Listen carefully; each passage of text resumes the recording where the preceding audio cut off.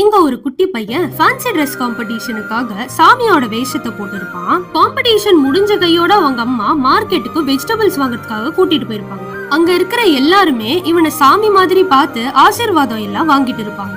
கடையில வெஜிடபிள் வாங்குறச்ச கூட அந்த அக்கா 10 ரூபாய் டிஸ்கவுண்ட் போட்டு இவனை ஆசீர்வாதம் பண்ண சொல்லுவாங்க. அதுக்கப்புறம் அந்த பையனும் அவங்க அம்மாவும் அப்படியே வீட்டுக்கு போயிடுவாங்க. வீட்டுக்கு போனதுக்கு அப்புறம் அவங்க அம்மா அந்த பையனோட சிஸ்டர் கிட்ட சொல்லுவாங்க, நீ கொஞ்சம் வெஜிடபிள்ஸ் எல்லாம் எடுத்து வைக்கிறதுக்கு ஹெல்ப் பண்ணு அப்படின்னு சொல்லிட்டு அந்த பையன் உடனே அவகிட்ட போய் சொல்லுவான், அம்மாக்கு போய் ஹெல்ப் பண்ணு, நான் சாமி சொல்றேன் அப்படின்னு அவன் சொல்லுவான். நீ ஒன்னும் சாமி எல்லாம் இல்ல போடா அப்படின்னு அவனோட சிஸ்டர் சொல்லிடுவா. அதை கேட்டுதான் அவனுக்கு கொஞ்சம் வருத்தமாயிடும். அவங்க அம்மா காஸ்டியூம் எல்லாம் சேஞ்ச் பண்ணிக்கோ, நம்ம வெளியில போகணும் அப்படின்னு சொல்லுவாங்க.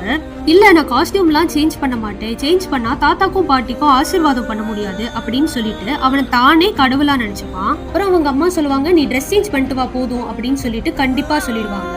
அவன் ட்ரெஸ் சேஞ்ச் பண்ணுவான். ஆனா நெத்தியில இருக்கிறத மட்டும் அவன் கழிக்கவே மாட்டான். அவங்க தாத்தா பாட்டி வீட்டுக்கு போயிடுவான். அவங்க பாட்டிட்ட போய் அவன் ஸ்நாக்ஸ் கேட்பான்.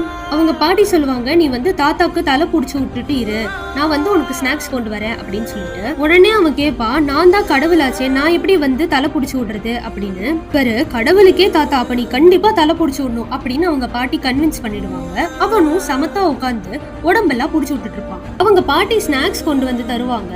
அதுக்கப்புறம் அவன் கேட்பான், நான் கடவுள் இல்லையா, தாத்தாக்கு தலை புடிச்சு விட்டும் ஏன் உடம்பு சரியாவே ஆகல அப்படின்னு அவன் கேட்பான். அதுக்கு அவங்க பாட்டி சொல்லுவாங்க, நீ கடவுள்லாம் இல்லப்பா, ஆனா நீ கைண்டா ஏதாவது ஒண்ணு செஞ்ச அப்படின்னா அந்த விஷயம் வழியா நீ மத்தவங்களுக்கு கடவுளா தெரிவ அப்படின்னு அவங்க பாட்டி அவனுக்கு எஜுகேட் பண்ணுவாங்க.